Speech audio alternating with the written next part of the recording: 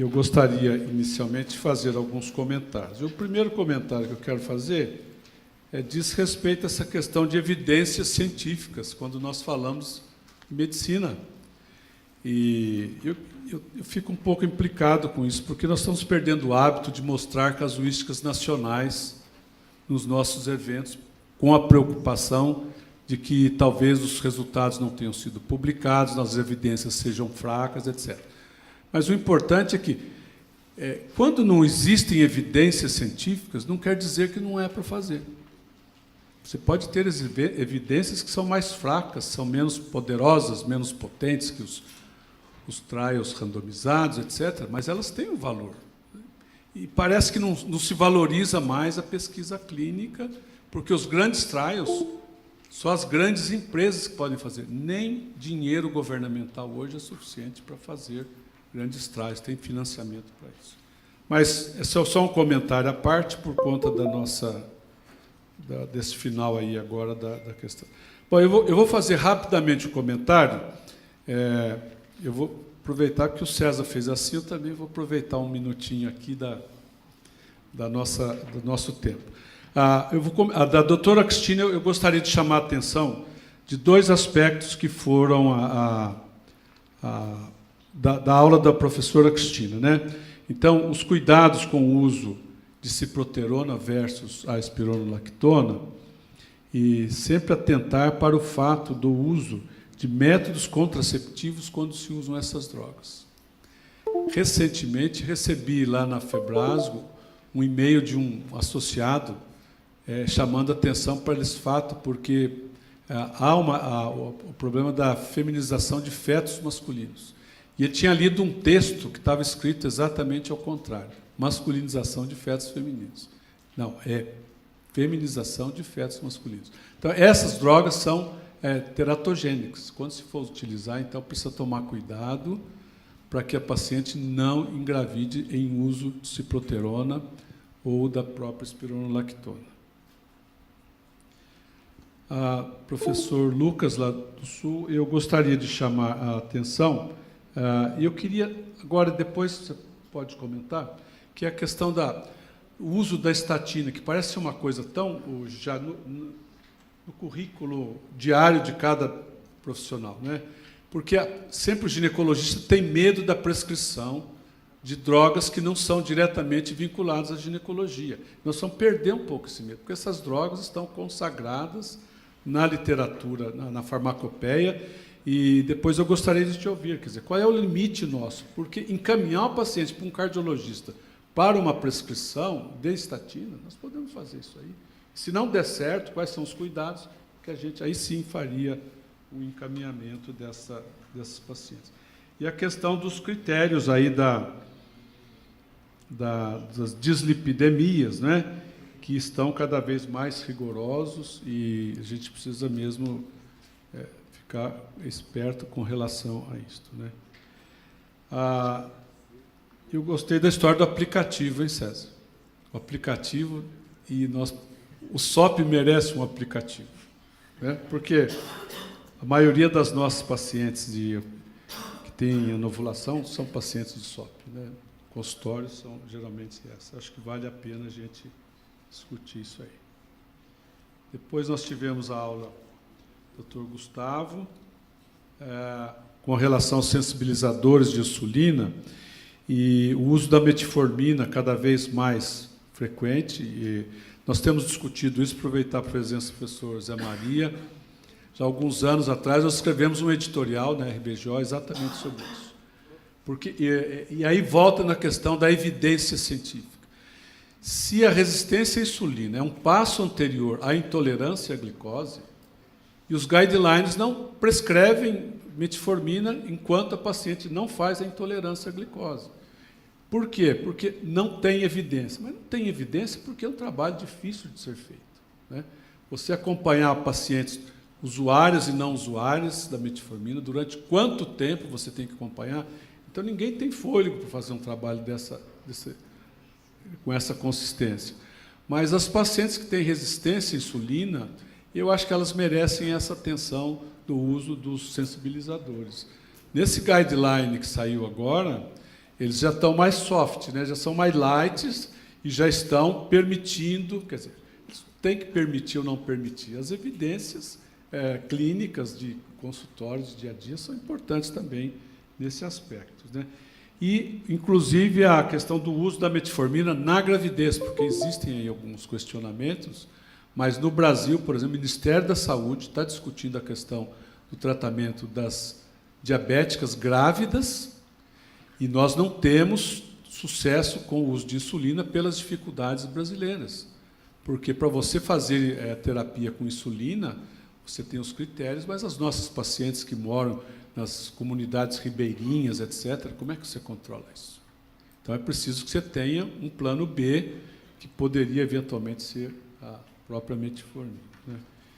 E, finalmente, a aula do Bruno, Dr. Bruno, a questão dos protocolos. Eu acho que foi muito boa a sua apresentação, no sentido de que dá para fazer muita coisa em consultório sem ainda chegar no passo de fertilização assistida. Porque a tendência hoje já é mandar pacientes para um centro de fertilização assistida sem qualquer tentativa, não é?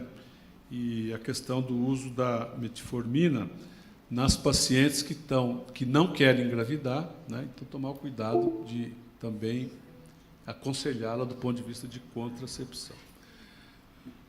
Bom, eu vou abrir a palavra para a plateia. E nós temos 5 minutos, 12 minutos. E depois, mas eu pediria que quem for fazer a pergunta, direto no ponto, pinga fogo, tá certo? Para poder dar oportunidade aqui para eles responderem. Doutor José Maria.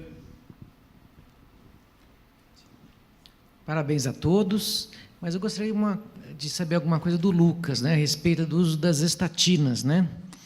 Há um tempo atrás, saíram alguns trabalhos mostrando que as estatinas poderiam piorar a resistência insulínica. Então, gostaria que você abordasse um pouco se existe essa preocupação e como que a gente faz para monitorizar ou a gente faz para diminuir, talvez, esse efeito colateral, se exista.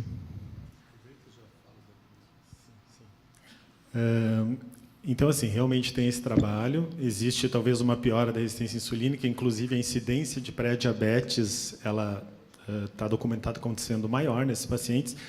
E por isso que, assim, os guidelines, principalmente os últimos, eles têm enfatizado muito o risco cardiovascular, né? Então, tu vai pesar o que é melhor para essa paciente, um risco teórico e pequeno dela desenvolver pré-diabetes, ou então o risco dela morrer de doença cardiovascular. Então, a gente sempre tem que pesar. Se é uma paciente que tem um risco limítrofe e ela vai iniciar uma insulina, por exemplo, aos 30 anos de idade, o tempo que ela vai usar a insulina, provavelmente, porque a insulina, não, desculpa, a estatina, é muito longo. Então, o risco dela desenvolver diabetes ou pré-diabetes, principalmente se ela tiver história familiar, é muito grande. Então, talvez para essa paciente a gente devesse postergar. Agora, uma paciente com síndrome dos ovários policísticos que já está nos seus 40 anos, com história familiar, um risco acima de 5 ou 7,5%, o benefício da estatina acaba sendo maior do que o risco dela desenvolver pré-diabetes, né? E sobre a pergunta anterior, que o Dr. Marcos tinha feito, então, assim, acho que o clínico e o ginecologista, principalmente quem trata ovários policísticos, que são, como eu falei na aula ali, pacientes com uma aterosclerose acelerada, né, ele deve sim, né, se preocupar em iniciar uma estatina e sempre pensando assim, sempre lembrando que o alvo é o LDL. O que a gente vê, às vezes, no consultório é a paciente usando fibrato, porque ela tinha um triglicerídeo de 200, 200 e pouco, e com LDL aumentado, né? Então, essa paciente, o triglicerídeo, ele não é reconhecido, pelo menos ainda, como por si só um fator de risco importante cardiovascular, ou é muito menos importante do que o LDL, né? Então, isso é importante. E sempre lembrar de recomendar as modificações de estilo de vida, exercício físico, que é o que a gente deve inicialmente recomendar. Obrigado. Pois não. Pediria que o senhor se identificasse e dissesse. Basília, aqui de São Paulo. Primeiro, parabéns a todos. Eu queria perguntar, geral, mas especificamente, mas acho que o Gustavo, né? A metformina, associação com espoliação de vitamina B12. É importante? É necessário dosar? Ou realmente um trabalho apenas? É interessante essa questão sua, que realmente tem essa questão, né? A gente acaba esquecendo de dosar a vitamina D12 e, eventualmente, Mas normalmente acontece, até onde a gente percebe, nessas doses um pouco mais baixas, eu gostaria de um comentário até do Lucas também, com relação a gente acaba esquecendo de supervisionar isso. Então, assim, em pacientes diabéticos com uso um pouco mais de doses mais elevadas, realmente você tem que prestar mais atenção. Nas pacientes, as doses que a gente usa habitualmente são doses relativamente baixas, né? Mas eu acho que valeria a pena você pensar nisso, é uma boa lembrança. Eu concordo, a gente vê bastante na prática isso, inclusive o guideline da ADA, do tratamento de diabetes de 2018, já preconiza que todas as pacientes em uso de metformina tenham sua B12 dosada, né? E é muito importante, lembrando que a reposição da B12 ela pode ser via oral, né? Não precisa necessariamente ser feita intramuscular, com as medicações que nós dispomos. Se nós utilizarmos uma dose de 5.000, 3 vezes por semana, por 3 meses, a gente vê isso na prática clínica que é bem suficiente.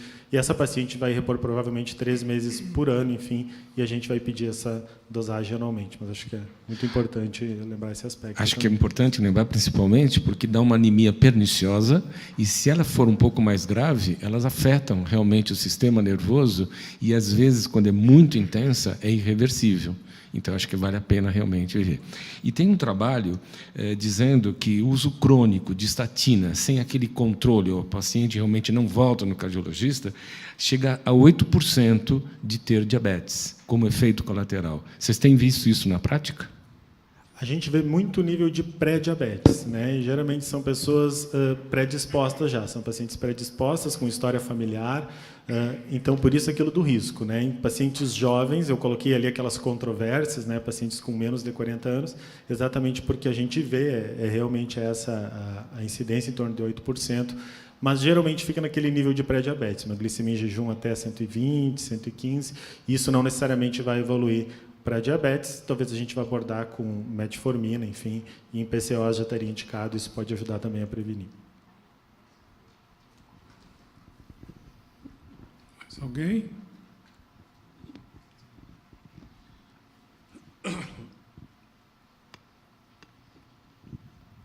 Marisa Samama, de São Paulo. Pergunta mais específica para o Gustavo. A gente vê muitas pacientes que estão fazendo tratamento para engravidar, usando metformina e, enfim, tem ovário policístico. Na prática, o que a gente vê é o médico suspender a metformina quando engravida. Eu queria só que você comentasse um pouco a respeito, porque existe realmente um problema em relação a isso, do ponto de vista mesmo do uso off-label, como a gente tem com letrozole. Pois assim, esse tipo de conhecimento ele foi evoluindo, né? Então, assim, há alguns anos atrás, a gente, baseado nos dados que a gente tinha naquela época, a gente falava: permaneça com a insulina, permaneça com a metformina, que vai ser benéfico para você, a taxa de abortamento é menor, etc. e tal. Aí depois os estudos mostraram que realmente o benefício não existia. A gente começou a ficar meio, olha, que talvez o benefício não exista, a não ser naquelas pacientes que já eram intolerantes anteriormente, pensando em prevenção do diabetes gestacional. Agora, com esses novos trabalhos, a gente já fica com a pulga atrás da orelha, né? Porque falou assim: olha, o que vai acontecer com esses meninos depois que eles engravidam? Elas passam tomando metformina durante toda a gestação e eles viram obesos ou sabe-se lá o quê, né? Então, assim, o que eles advogam é que talvez, em função dessa questão da respiração mitocondrial, existam algumas influências pré-gestacionais, ou seja, intraútero, epigenéticas, que eventualmente elas possam prejudicar essa criança aí no longo prazo. Então tem uma série de questionamentos que cada vez mais vão aumentando nossa precaução com relação à continuidade da metformina durante a gravidez. Agora, o professor Marcos Felipe falou uma coisa muito importante, quer dizer, em situações sociais em que você precisa usar, na verdade, a gente tem que realmente dosar em risco e benefício. Mas se a paciente for intolerante? É uma boa pergunta. Antigamente eu continuava usando. Hoje, com base nesses warnings aí, com base nessas chamadas de atenção aí das sociedades, a gente realmente tem pensado 2 vezes. Eu queria ter a opinião de vocês aí. Eu particularmente eu mantinha se a paciente se ela era intolerante. Agora eu estou pensando 2 vezes assim.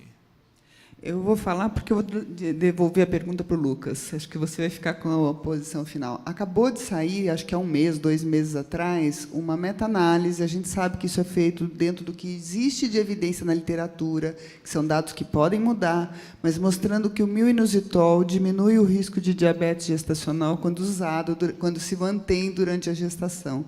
Parece que é uma das poucas evidências que tem assim, já meta-análise para milinositol. Então, vou passar a pergunta para você. Como é que fica a metformina e o milnositol na visão do endocrinologista? A metformina a gente tem muito mais experiência, né? Inclusive para diabetes surgem novas drogas cada vez mais, mas a metformina é o que a gente tem mais experiência e a prática acho que acaba consagrando. Essas outras abordagens assim tem uma meta-análise, que é uma evidência, é a melhor evidência, teoricamente, que a gente tem sobre o inositol, mas a gente sempre espera que os resultados sejam repetidos, né, em outros estudos e outras meta-análises antes de fato, aplicar isso na prática. Acho que ainda está num limbo assim, de incerteza, né, quanto a isso. Bom, muito bem. Dado o passar da hora, eu também, nós vamos encerrar. E eu gostaria imensamente de agradecer a todos os nossos palestrantes pela qualidade das aulas e pela gentileza de atender o nosso convite, sempre prestativos, aí, visando esses programas da FEBRASGO de educação continuada. Gostaria de agradecer a Libes, que proporcionou essa oportunidade para todos nós.